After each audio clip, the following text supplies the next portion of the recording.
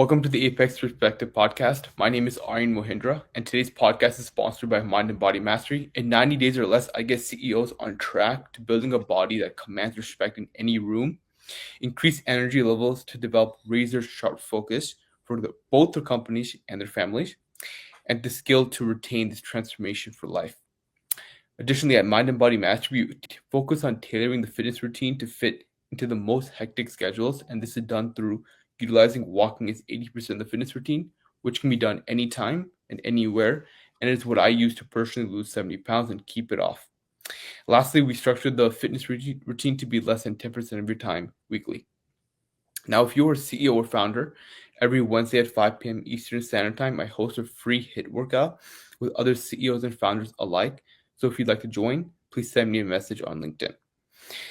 And today we have Ashok Panikar, the founder of Village Idiot Studio. So Ashok, let's finish off where we left off. We're discussing the proper way to think. And you said that utilizing both creative and critical thinking were essential to achieve this objective. So can you expand on that? Thank you, Aryan. The way I have come to understand thinking writ large is that it's not, for instance, the way people stereotype critical thinking as engineering oriented, business oriented, cold, clinical, and sterile logic. That's just the most the lowest level of thinking. A plus B is equal to C. Of Mm-hmm. course, that's very important. You can't have A plus B is equal to whatever I want.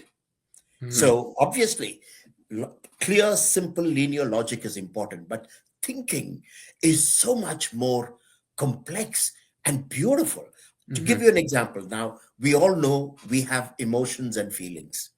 Now, emotions and feelings contribute to the mind's capacity to understand the world around it.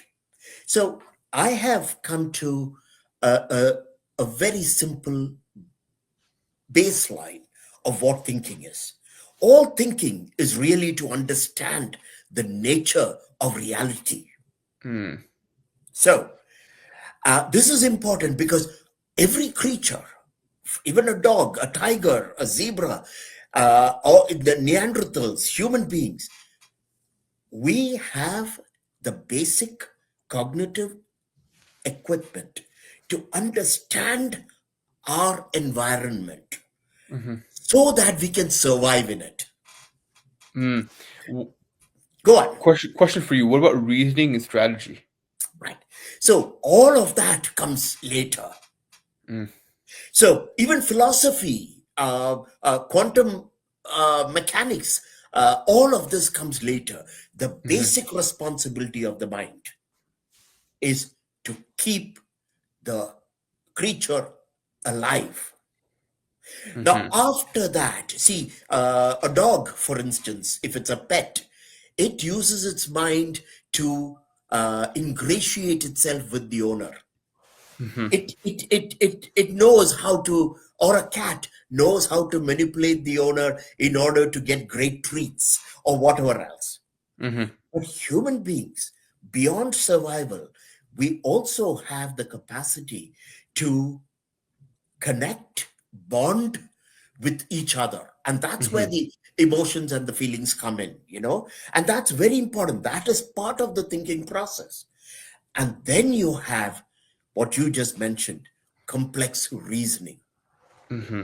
So to survive, you need A plus B is equal to C. Linear, clear thinking. If you Mm-hmm. if you see a snake coming your way, you can't say, "Hey, snake, no, that wriggly thing looks like a rope, so I can go towards it." That would be stupid. Right. So when you see a snake, your mind should tell you that wriggly thing is moving. Ropes don't move. Mm-hmm. Two, there's something about its design that should alert me. And therefore, going by my experience, that could be dangerous. That's Right. simple logic. Reasoning brings your experience and your knowledge into play to create a hypothesis. Mm-hmm. Okay, and this is the process that is used in science. And this hypothesis has to conform to reality, which is why we use evidence. And Mm-hmm. strategizing takes it even further. For strategy, you have to project what your mission and your goals are, and you have to create a viable pathway Mm-hmm. to meeting your goals. Mm. So all these, apart from linear logic and feelings and emotions, which are instinctive, everything else is complex and it's not intuitive. In other words, you can be an engineer or an accountant and a mid-level executive, and you don't really need to know how to do complex reasoning or how to strategize. Most people Mm-hmm. don't. You can go through life being a fairly successful householder, a parent, an executive, or whatever, without really knowing how to optimize your thinking capabilities. How many people? Sorry. Now, just to finish the thought on this, Go the ahead. other part is creative thinking. Creative thinking is our capacity to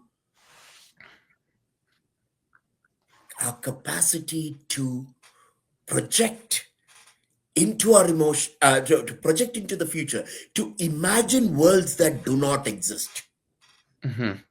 So you have basic thinking, you have emotions and feelings, you have reasoning, you have strategy, you have creative thinking. The last thing linked with creative thinking is empathy. And empathy is the capacity to project into another person's life and experience.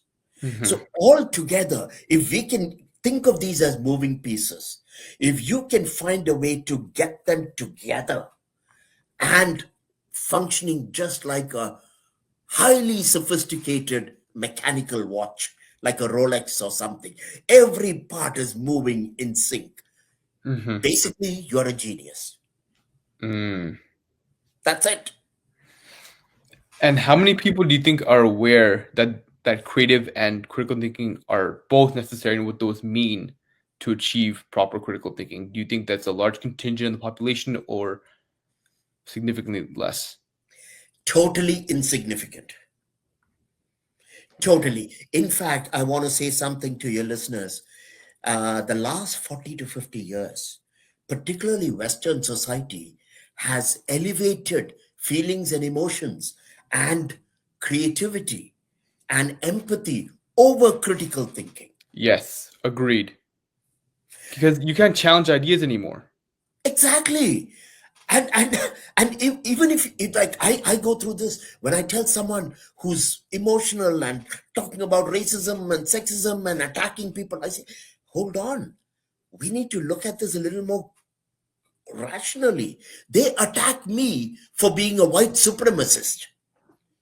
Can you imagine that? I've had to learn. I've learned the hard way, and you can't challenge ideas that have been used with lots of emotion recently because there's a one-sided perspective, and the issue is I don't understand. When I don't understand something, I like to understand it, but to understand something you have to challenge the idea, and then to even simply understand it, you're getting demonized. So I definitely do believe that it's important, especially in America, to challenge ideas. And I mean, free speech and understanding ideas, these are the foundations of America. Challenge ideas, have our beliefs, etc. But, anyways, would you like to say any last thoughts about this part of the conversation? I want to finish off with the mindset, personal growth, and where you're going to be going. Are you talking of where I will be going or where we should go? Where you'll be in terms of where you're heading in the next year in terms of Village Idiot Studio and life. But do you want to conclude with any last minute thoughts regarding the conversation about critical thinking and creative thinking? Thank you. So, to begin with, I believe, and I believe the 21st century is going to challenge all of us to the point of absolute desperation. Because everything, technology, The economy, globalization, the breakdown of the family, the breakdown of societies and communities has brought us, and the rise of the right wing has have brought us to a place where nothing is predictable anymore. And when everything is in flux, when everything is changing and at a pace that we cannot even fathom, then you need to do, you need to be able to think utterly, ruthlessly, critically. Hmm. This is not a time for emotions. This is not a time even for empathy. It is a time to understand reality all over again because our understanding of reality itself has been seriously compromised. I would even say reality has been sabotaged by our political and personal and highly individualistic aspirations and expectations, which are totally out of sync with the way physics, chemistry, and biology work. And I have one last question to end off this conversation. In history, one of the best ways to control societies is through controlling the information that they're given. And when you control information, you bend reality. So, do you think that's been done? And the headlines and the perspectives in the news have been shifting to control people's perspectives and beliefs? It's a great question. And unfortunately, it doesn't have a simple answer. So here's the thing, every society controls information. Hmm. Now, there's a difference between, like, you're a parent and you have a child, and that you understand reality, the 4 year old does not understand reality. You control information so that the 4 year old does not get into trouble. That Hmm. is control. It can sound oppressive to the child. But then let's just say the child grows up and is 20 and is a dreamer and wants and imagines that the whole world is made up of lovely, beautiful people, and the child can go and the 20-year-old can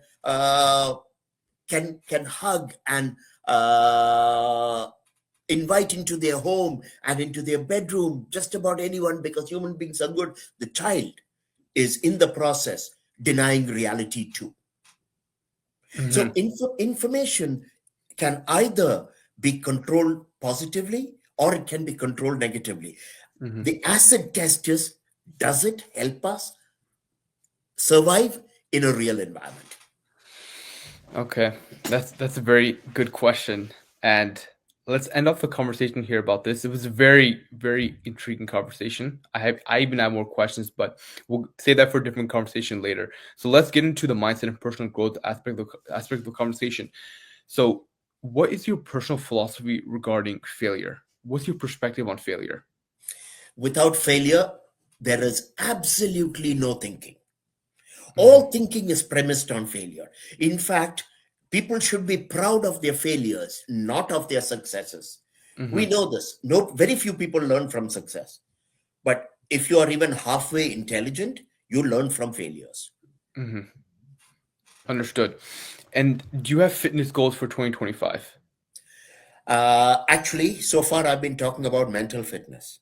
So Hmm. I do want to come back to physical fitness, not come back, touch upon it. Um, I have discovered that I have, or realized I have, a lower back problem. Hmm. And this is because of sloth, lack of exercise, and poor posture. Okay, understood. Yes, it has been very painful. So I have finally gone in for physiotherapy 2 times a week, and the physiotherapist is phenomenal. So I am my goal for this year is to finally get a handle on my backache Hmm. and then increase my exercise regimen so that I can be fit again. I don't have a diet problem. I do have a laziness problem. Okay, well, I want to provide some value here on the podcast for anyone listening. So, when there's a discipline problem, when there is a problem with this, the main reason is because most people are not very precisely clear on why they're doing what they're doing. And I don't just mean attaching a reason like, oh, I want to be fit. No, it has to mean Right. something to you. You have to attach a compelling reason that evokes emotion, because when you evoke emotion in the mind Right. and you focus on what could possibly happen when you achieve the goal, and it really means a lot to you and evokes emotion, you're going to see yourself wanting to exercise, Mm. wanting to do it, because you're compelled to fulfill that vision for yourself.